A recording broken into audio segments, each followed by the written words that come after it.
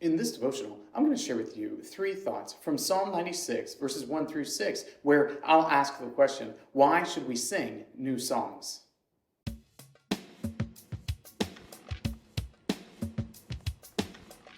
Psalm 96, verses 1 through 6 says, "Oh, sing to the Lord a new song. Sing to the Lord all the earth.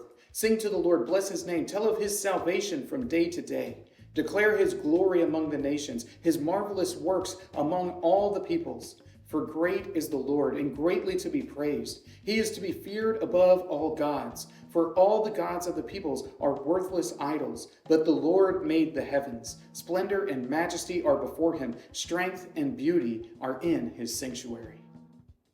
I grew up in a time of turmoil, maybe in modern evangelicalism. At least it sort of looked like it. And here's the turmoil. People were arguing over whether we should be singing the old songs or be singing the new songs. And a lot of people didn't bother to even consider what the text of Scripture has to say about this. But if you look throughout the Psalms, you'll hear this repeated theme, singing to the Lord a new song. So if you're paying attention to the Psalms, then you'll recognize we should sing new songs. You'll also recognize that you need to sing those songs that have already been well established in the history of the church. And you sing them both, and you sing them both for the same sorts of reasons. So here in Psalm 96, I'm going to share with you three thoughts on why we should sing new songs. Thought number one, his salvation. We should sing of the Lord's salvation from day to day. And here's the idea of why a new song appeals to singing of the Lord's salvation from day to day. The Lord has saved me. And the Lord saving me means that I have a particular expression of the Lord's salvation that is unique unto me. And I can sing of that. Not only me, but everybody else can sing of it, because they can all sing of the salvation that the Lord has given to Martin and talk about how wondrous it is that he has saved a wretch such as me.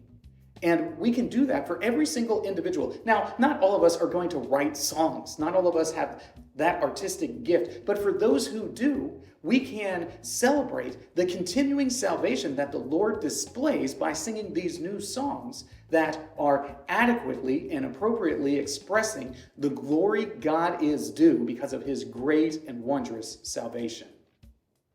Thought number two, the nations. We sing a new song because the nations are constantly changing. There is not one nation in existence today that is exactly the same as it was 10 years ago, or even 5 years ago, or even 1 year ago, to be honest, because the nations are constantly changing.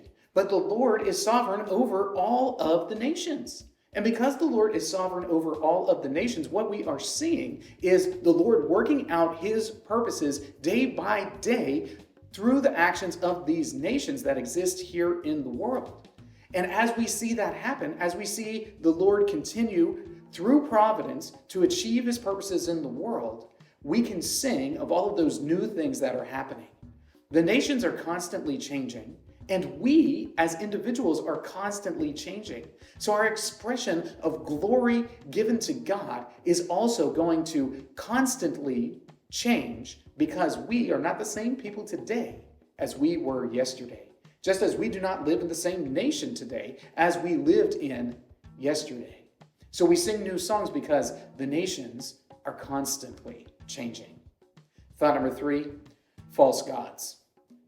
It's been said that the human heart is a factory of idols, that we are continually creating new false gods to worship, that we are constantly coming up with new ways to worship the creation rather than the Creator.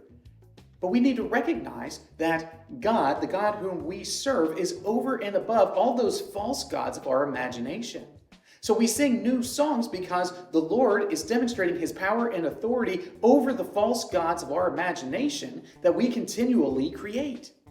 The Lord is constantly demonstrating his power, his authority, his might, his sovereignty, his control over all creation, even the false gods that we are so often tempted to worship and create.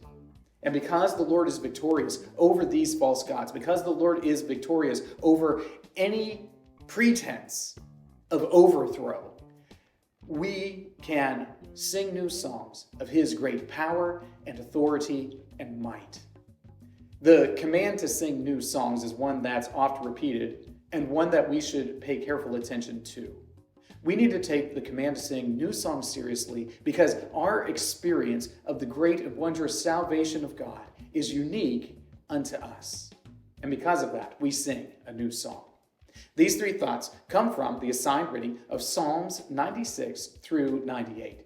If you'd like to read through the Bible with me, you can do so by subscribing to this channel, by clicking on the link in the description, or by joining the Facebook group Through the Bible, where we are reading the text of Scripture together.